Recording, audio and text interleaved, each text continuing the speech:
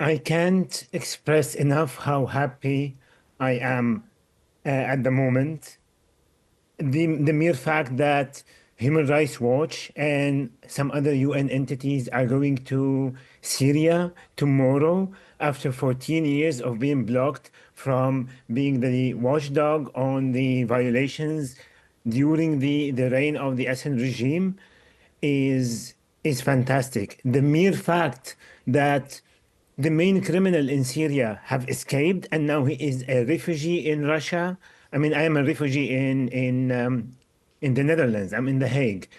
And the mere fact that they are tasting some of the pain that we have experienced around 14 years is fantastic. And we will seek justice. We will hold them accountable in the near future, hopefully.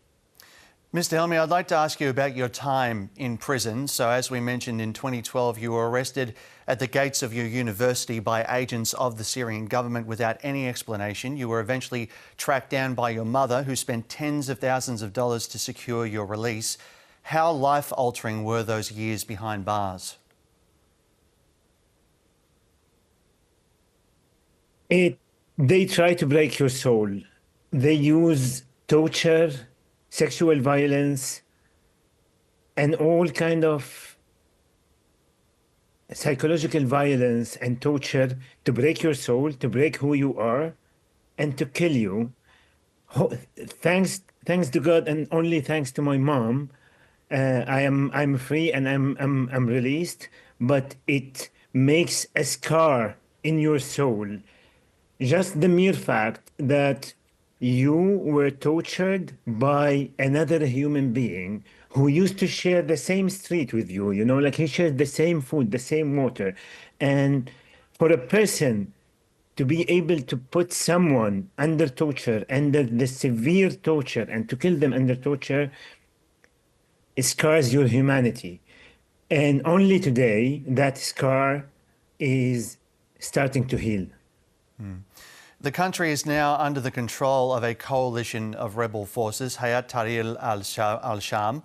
These are the people who overthrew the government that imprisoned you and released thousands of others who are in a similar position to you. But HTS is also considered a terrorist organisation throughout the West. How do you feel about them? I have concerns, but I know for a fact that the Syrian people of after 14 years broke down the tremendous tyrant in the history, Bashar al-Assad.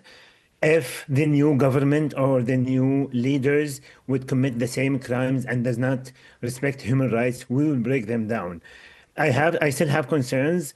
Their ruling over the past 4 years in the small areas they used to control, they did commit crimes. They are on the terrorist. They are classified as a terrorist group, but they have been trying to whitewash their image and to do some radical change. Just today, they issued a statement that no one is allowed to ask any woman to cover their faces or to cover their head, which is extremely new to their practices. And this is a change we have been following and noticing. Plus, they are trying to do some change. They said they promised that they will hand over the government to a civil party, to a civil government, which also another sign. We will keep a close eye on them, and if they get out of the track, we know how to break them down. Do you think that there will be a peaceful transition of power, given everything that's happened there now? It's soon to anticipate, but the emotion of happiness filling every Syrian, every street in Syria will play a factor in the transition. Learning from history, we always need to be careful from like the peaceful transition of power.